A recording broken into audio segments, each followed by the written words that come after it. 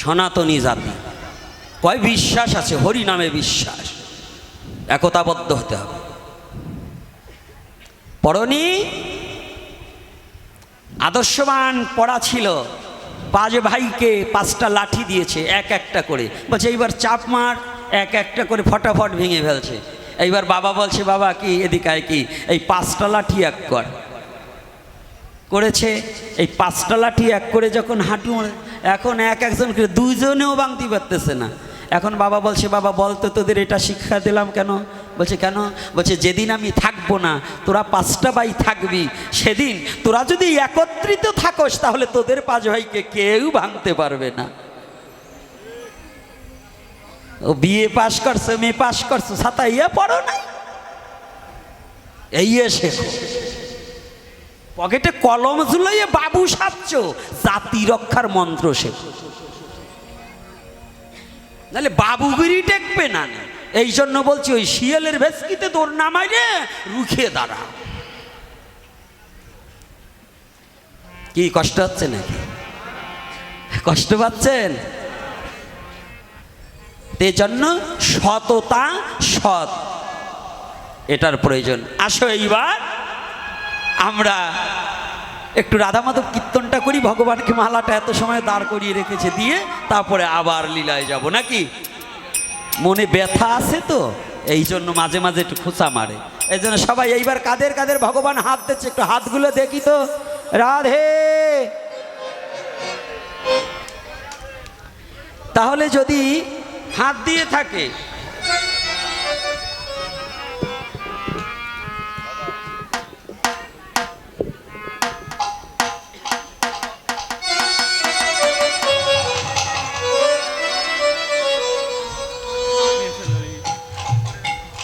সবাই মিলে করতালি দিয়ে রাধা মাধব কীর্তন করবো। যাদের হাত আছে, আর যাদের নাই তাদের প্রতি কোনো দাবি দেওয়া নাই।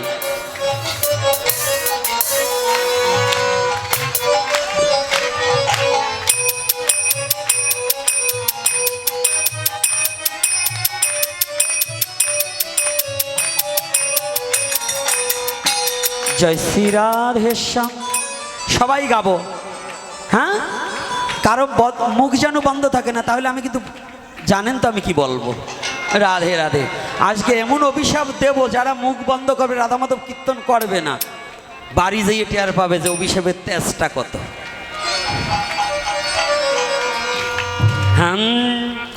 জয় রাধা মাধব রাধে, জয় কুঞ্জ বিহারী, জয় রাধা মাধব, জয় কুঞ্জ বিহারী, জয় গোপী জন বল্লভ, রাধে, জয় গিরিবরধারী, জয় গোপীজন বল্লভ, জয় গিরিবরধারী, জয় রাধা মাধব, জয় কুঞ্জ বিহারী। সজীব। জয় রাধা মাধব, জয় কুঞ্জ বিহারী, যশোদানন্দন ব্রজ জন রঞ্জন, যশোদানন্দন ব্রজ জন রঞ্জন, যশোদানন্দন ব্রজ জন রঞ্জন, যশোদানন্দন ব্রজ জন রঞ্জন, যমুনা তীরবনচারী, যমুনা তীরবনচারী, যমুনা তীরবনচারী, যমুনা তীরবনচারী, জয় কুঞ্জ বিহারী, জয় রাধা মাধব, জয় কুঞ্জ বিহারী রাধা মাধব জয় কুঞ্জ বিহারী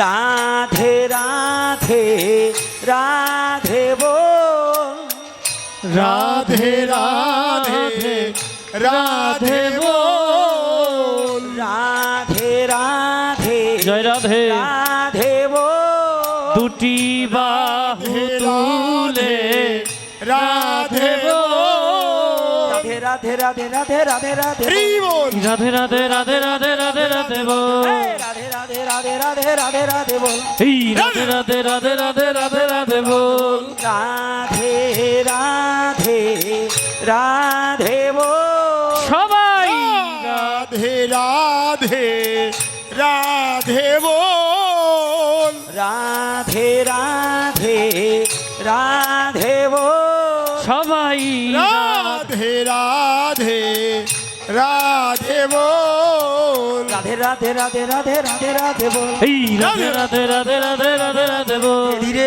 দুটো তিনটা প্রশ্ন আসছে, আস্তে আস্তে আমরা উত্তর দেওয়ার চেষ্টা করব।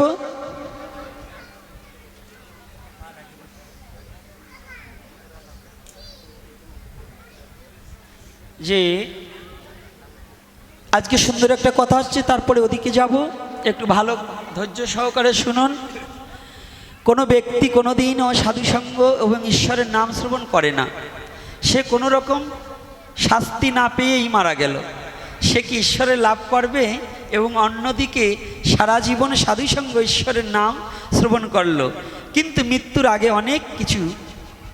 অনেক কিছু দিন ভুগলো, মানে শারীরিক অসুস্থতা হলো।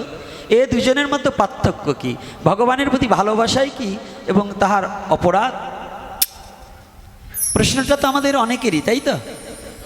এটা যে আমাকে এই কূটটা দিয়েছে তার নয়, এটা আমাদের অনেকেরই, তাই তো?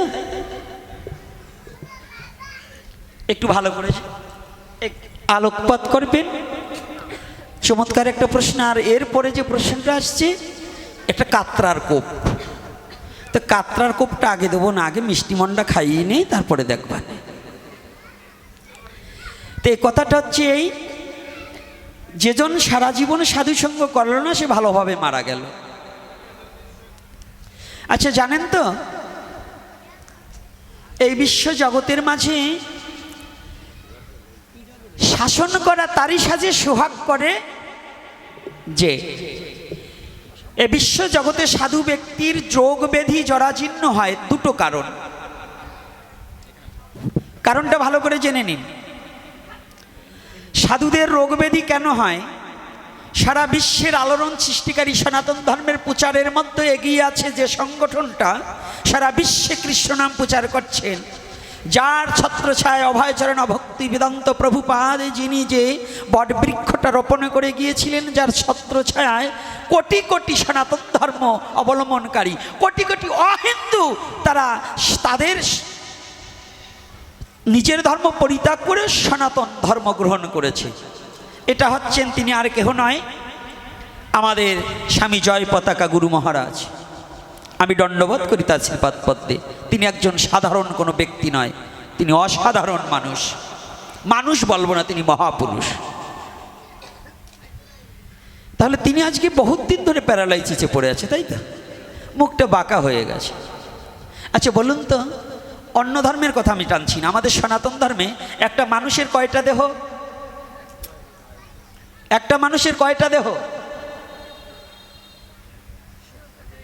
আজকে একটু গণিত পড়াবো।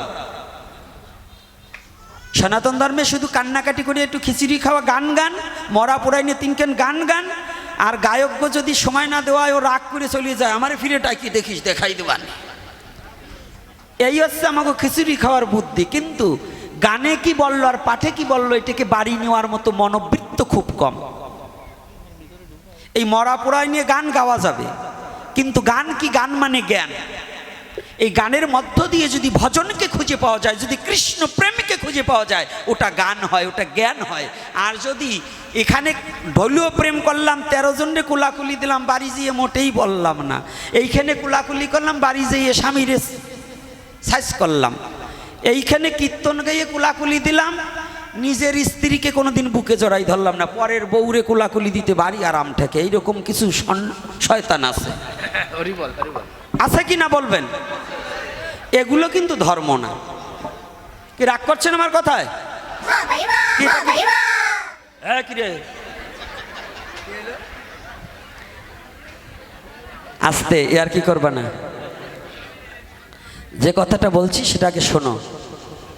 আগে কথাটা যেটা, এটা কি আমাদের চলছে কি না? তাহলে এখানে আমি কেন বলছি একটু ভালো করে জানতে হবে। এই তত্ত্বটা অবগত হলে পরে আমাদের অনেক সমস্যা থেকে নিষ্কৃতি পেয়ে যাব, তাই তো? সমস্যাটা হচ্ছে এখানে আমাদের সনাতন ধর্মে একটা মানুষের দুটো দেহ, একটা পঞ্চভৌতিক দেহ আর একটা সূক্ষ্ম দেহ, একটা স্থূল আর একটা সূক্ষ্ম। স্থূল দেহে বেদী হতে পারে, কিন্তু সূক্ষ্ম দেহটা নির্মল হয় স্থূল দেহে বেদী হওয়ার কারণে। ও মা, এখন একটু ঠান্ডা করো মা, আস্তে।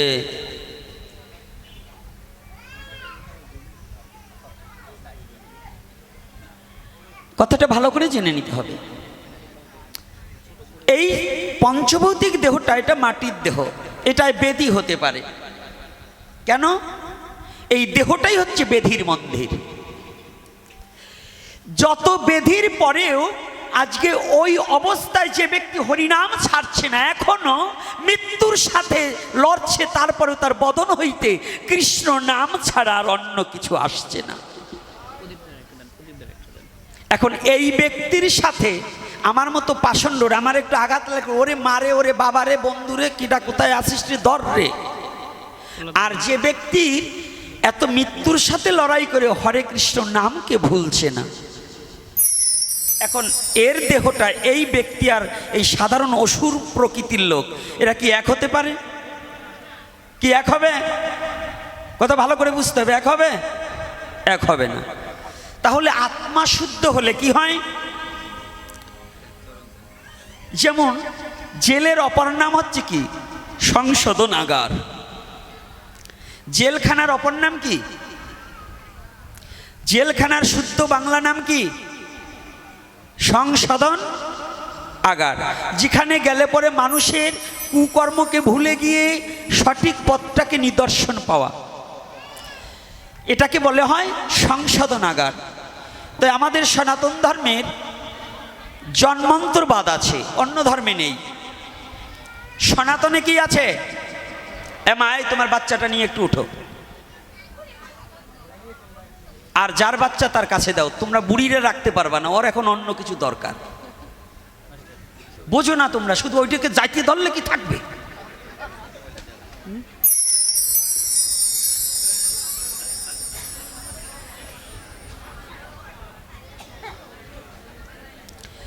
এইবার এই সংশোধনাগারে তার সংশোধন হতে হয়।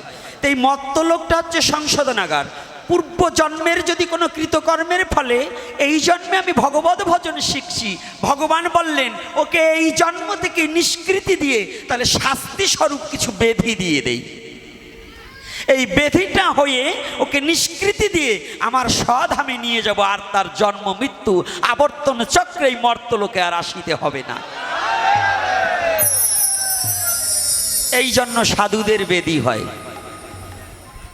আর এক প্রকার আছে, বেধিও মুক্তি চায়। অজ্ঞানী যায় জ্ঞানীর কাছে, চৈতন্য জ্ঞান পাবার আসে, বেধিও মুক্তি চায়।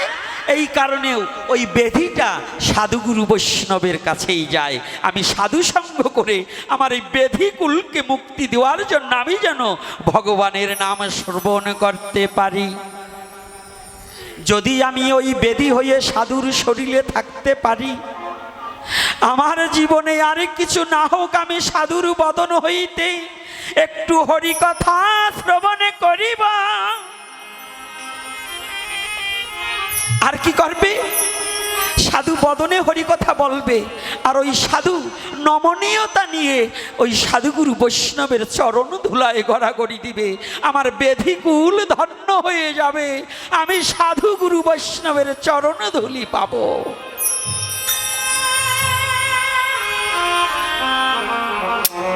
এজন্য শাস্ত্রে বলছে সাধুগুরু বৈষ্ণবের চরণধুলি হচ্ছে মহা ঔষধি। সাধুগুরু বৈষ্ণবের চরণধুলি হচ্ছে কি মহা ঔষধি। সাধুর চরণ ধুলি লাগবে রোগায়, আমি বসে আছি আশা সিন্ধুর নদীর কিনারায় সদাই, কবে সাধুর চরণ ধুলি লাগবে মোর গায়, কবে সাধু চরণ ধুলি মোর লাগবে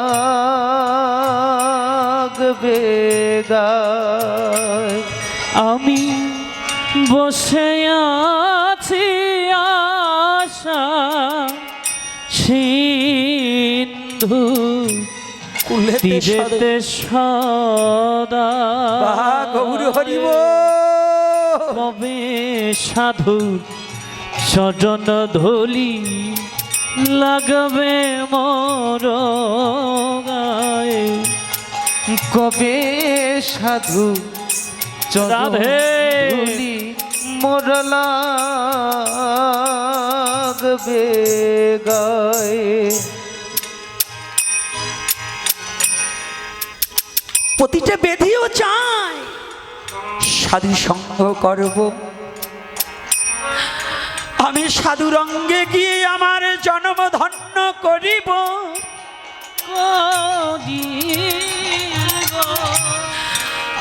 আমি ভক্তের অঙ্গে থেকে আমার ওই কৃষ্ণ কথা শ্রবণ হবে,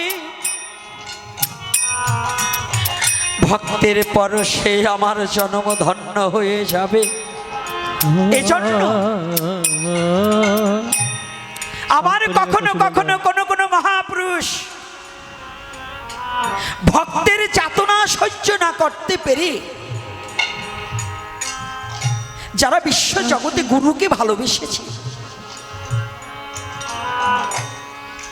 এমন কোন ব্যক্তি আছে ভগবানকে চিনে না, তার গুরু ছাড়া কিছু জানে না, সদ্গুরু ঈশ্বর প্রাপক হয়ে এমন কোন ভক্ত আছে গুরু ভিন্ন বিশ্ব জগতে আর কিছু জানে না।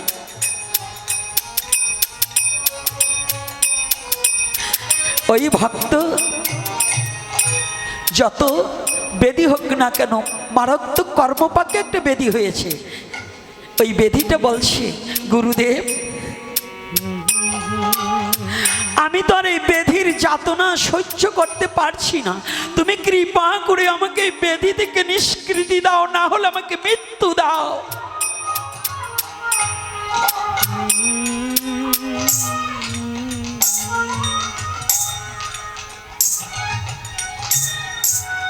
গুরুদেব মনে মনে চিন্তা করলেন, না না বাবা,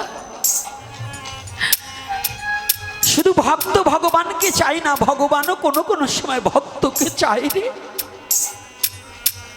সদ্গুরু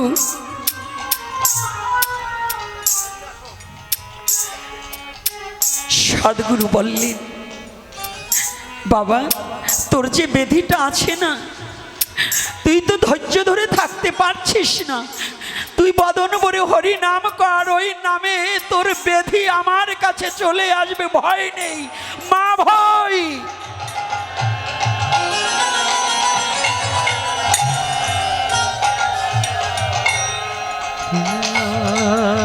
মা ভয়, তোর কোনো ভয় নেই, ওই বেধি আমাকে দে, তবু তুই শুদ্ধ চিত্তে একটু হরি নাম কর।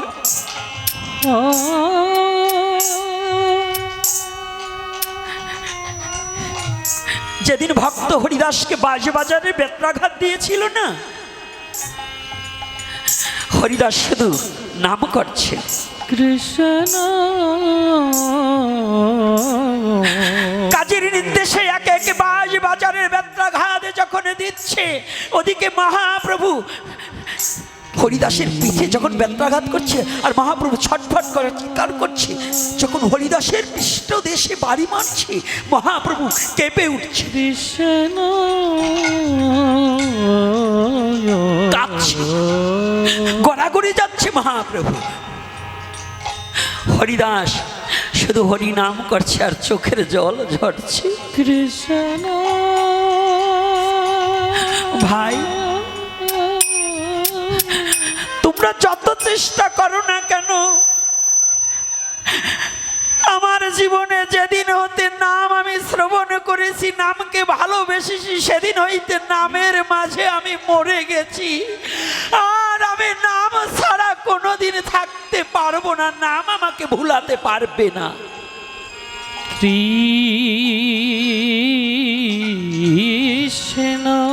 কোনোদিন আমাকে নাম ভুলাতে পারবে না। কৃষ্ণ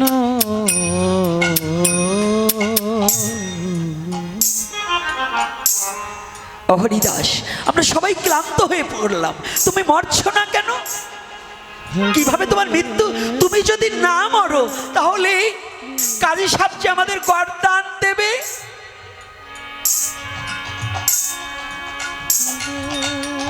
সাধুর দয়াটা কত রে, আহা, সাধুর কত প্রেম, ভক্তের কত উদারতা। ও ভাই, আমি না মরলে তোমাদের গরদান দেবে? হ্যাঁ হরিদাস। ও ভাই, তোমরা আমাকে যত ব্যত্রাঘাত করো, ও দিয়ে আমাকে মারতে পারবে না। তাহলে একটা কাজ করো, কি আমার সাথে সাথে যদি তোমরা বদন ভরে তোমরাও হরি নাম করো। কৃষ্ণ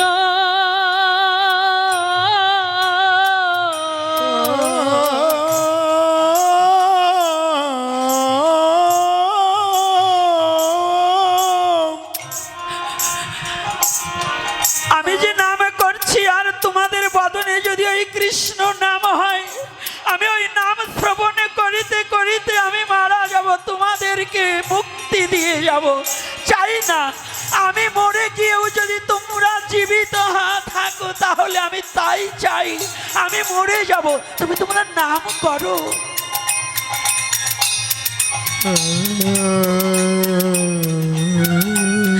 নাম ভুলে যেও না, নাম করো।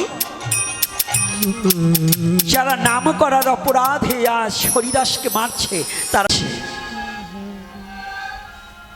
এক গ্রুপ ভাবছে যে ও মুসলমানের ছেলে ছিল, ও হিন্দুদের দলে গেল, ওকে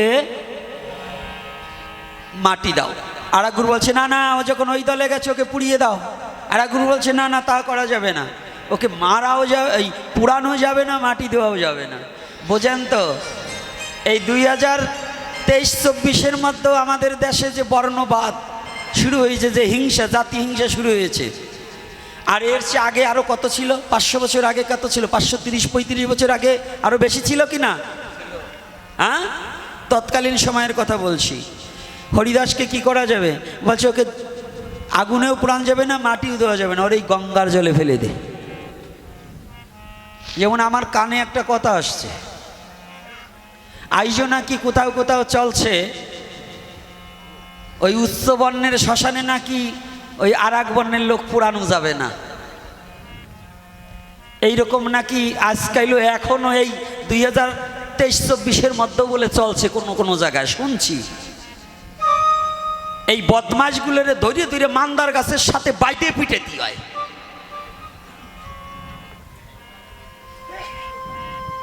এখনো যারা বর্ণবাদ ছড়াতে জন্য চেষ্টা করছে, মৃত্যুর পরে সেই মৃত্যু দেহটা আমাদের শাসনে পুরানো যাবে না, এই কথা যারা বলে, এগুলোকে মাদার গাছের সাথে বাই দিয়ে ওই খেজুরের ডাগা দিয়ে বাইরে দিয়ে হয়।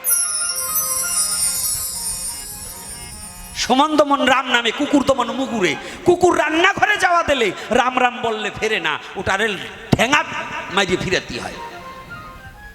আর যেখানে দৈত্য দানব থাকে ওখানে রাম নাম বললে কাজ হয়। তো ওরা হচ্ছে কুকুরের চেয়েও নিকৃষ্ট, যারা একটা মৃত্যু ব্যক্তি সৎ কাজ করবার জন্য তাতেও জাতাজাতি বাধায়, ওরা কুকুরের চেয়ে নিকৃষ্ট। শুকরের মুখ দেখা যায়, ওদের মুখ দেখা যায় না। রাগ করছেন নাকি কর্তারা? রাগ করলেও যারা ওই দলে, ওই আমি বলছি যে ওইটি দলেই তারা। এই 2024-এ এসেও যাকো জাতাজাতি এখনো বন্ধ হয় নাই, বর্ণবাদ বন্ধ হয় নাই। ওরা শুয়োরের চেয়ে খারাপ। ওই রক্ত পরীক্ষা করেন, দেন শুয়োরের রক্ত, শুয়োরে জাতের জাত শুয়োরেও টানে। এ কথা কে না জানে? শুয়োরের চেয়ে খারাপ, শুয়োরেও তার জাতি ভাই টান টানে। আর যারা মানব জাতির মধ্যেই ঘৃণা ছড়াচ্ছে, যারা এখনো বর্ণবাদ ছড়ায়, শ্মশান ধনীমানি রাজা পূজা যেখানে সবাই সমান, সেই শ্মশানে যারা বর্ণবাদ সৃষ্টি করতে পারে, ওরা কি মানুষের মধ্যে নাকি ওরা জানোয়ারের চেয়ে খারাপ? কি কষ্ট পাচ্ছে নাকি কর্তারা? ভাগবতে বকাবকি দিচ্ছি, এমনি এমনি দেই না। এই বাংলাদেশে দেবে না, ভারতবর্ষে কেউ দেবে না, আমি দিয়ে যাব। আমি ভয় পাই না। কে 10 টাকা দিয়ে প্রণাম করবেন আর করবেন না, কে ভাগবতে আনবেন আনবেন না, ওই চিন্তা করে গোপীনাথ চলে না। সত্য যেটা সত্য, সনাতন, সনাতনের সত্য যাহা তাহাই প্রকাশ করব। মিথ্যা কোনো অভিনয় করে যাব না। অভিনয় করবার জন্য ভগবান পাঠায়নি, বাস্তব এবং সত্যটাকে প্রকাশ করব, তাহলে সনাতনী। না হলে ওই 5-8 জন্য ভগবান আমাকে পাঠায়নি। এই জন্য শিষ্য হবা কি তেল মেরে শিষ্য করবো, ওই জন্য আসি না। কথা যেটা বাস্তব সেটা বলে যাব। তাই চরণ ধরে করি মানা। এখন এই বর্ণবাদ আর এই জাতিহিংসা থাকলে আপনি মানুষের মধ্যে গণ্য না, এইগুলোকে ভুলে যান। ভক্ত হতে চেষ্টা করেন, বিভক্ত করবার চেষ্টা কেউ করবেন না। শুনেছি, নাম বললাম না, এখনো যদি না শুধরান এরপরে এমন আইন করিয়ে দেব। এবং আমি যদি মহাপ্রভু যদি আমাকে আর কয়েকটা বছর রাখিয়ে যায়, ওইগুলোর মুখ চিনে চিনে ওই যে গরু দাগাই যেমন বাজারে ছাড়িয়ে দিত না আগে দেশে, ওই রকম দাগাই ছাড়িয়ে দেবো। এই বর্ণবাদ যেগুলো করবে তাদের দাগাই ছাড়িয়ে দেবো, যাতে দেখলেই চেনেছে এই যে সেই শয়তান যায়। এজন্য সাবধান। মৃত্যু মরা মানুষ নিয়েও যেন এই রাজনীতি খেলা কেউ না খেলে। এটা সনাতন ধর্ম। সনাতন ধর্মে মৃত্যু ব্যক্তিকে নিয়ে এই রাজনীতি, এগুলো ঠিক না। কি বাবারা কষ্ট পাচ্ছেন নাকি আমার কথায়? কি আপনারা একমত কি না 2 মত? আপনারা এক পক্ষে আছেন তো? কোনো বর্ণবাদ কেউ মানা যাবে না। যে ভজে সেই ভক্ত, আর সব ছাড়, কৃষ্ণ ভজনে নাই জাতি কুলাদি বিচার। এইবার যেদিন হরিদাসকে কি করলেন, গঙ্গার জলে ফেলে দিলেন। আপনাদের আছে জানা, লীলা জানা, তবু এই কথাটা এমন একটা জায়গায় মারছে ধাক্কা, ওই কথাটা না বললে শান্তি হচ্ছে না। কারণ আমি এমনি বলতে গেলে আলাদা হয়। আর একটা প্রশ্ন আছে, এই প্রশ্নের উত্তর সমাধানের জন্য একটু বলবো। আরে গরি দেখাইও না, গরিব যা বাজে বাঁচবে। আজকে গরি ধরায় কাজ হবে না, সাধু টাইট করি তো আজকে। তাই শোনা বাবা, কি রাগ হচ্ছেন নাকি আমরা? হ্যাঁ, আর একটু সময় আলোচনা করবো। হ্যাঁ, আপনারা কি বলেন? ওরা দাবর দিলে আপনারা ফিরেবেন তো? আচ্ছা যাক, তো আর ওগো আমি ভয় পাই নাকি? কিন্তু এই ভয় আমার মাঝে মাঝে পাই, যে সময় আপনারা থাকেন না তখন ওরা কয়টা থাকে, জমকলেরা শনি। এই জমকলেরা শনি নিয়ে আবার ভয় পাই মাঝে মাঝে। তো এইবার দেখুন যে কথাটা বলছি একটু ভালো করে জান। তো এইবার মহাপ্রভু লীলাটা একটু বলি, তারপরে প্রশ্নে আবার যাই। যেদিন হরিদাস ওই ভাবাবেশে ধীবরের জালে উঠেও যেভাবেই হোক মহাপ্রভু পৌঁছালেন, শ্রীবিষ্ণু হরিদাস পৌঁছালেন মহাপ্রভুর ঠাই। দেখে মহাপ্রভু চুপ করে বসে আছে। হরিদাস দণ্ডবোধ করে যখনই দেখতে পায় মহাপ্রভুর পৃষ্ঠদেশে যেন কে আঘাত করেছে, রুধির দরদর করে রুধির ধারা বইছে। হরিদাস বলছে, এ কি এ কোন নিষ্ঠুর?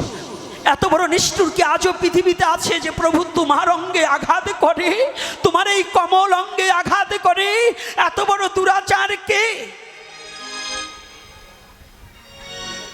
তুমি এখনই বলো। হরিদাস, না কেউ আমাকে মারেনি, তাহলে তোমাকে মারিনি তোমার রোধের ধারা? বলছে হরিদাস জানো, আমার এক ভক্ত আমাকে উপহার দিয়েছে।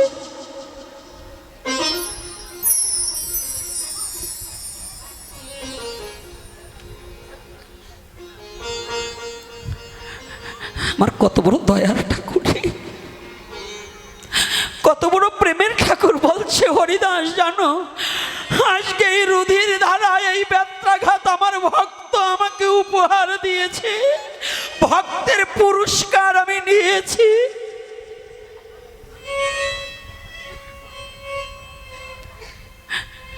প্রভু, এ কোন ভক্ত, এমন দুরাচারকে যে তোমাকে এই আঘাত দিয়ে পুরস্কার দিয়েছে? তুমি বলো, বলো আমি এখনই যাব, তার বদনখানে একটু দেখবো, তার হৃদয়খানে একটু দেখবো। তোমার কমল অঙ্গে, যে অঙ্গে মা সচী মাতা কোনোদিন ধুলা কণা পর্যন্ত লাগতে দেয়নি, আর সেই অঙ্গে এত বড় আঘাত কেমন করে করলো? তুমি একটিবার বলে দাও।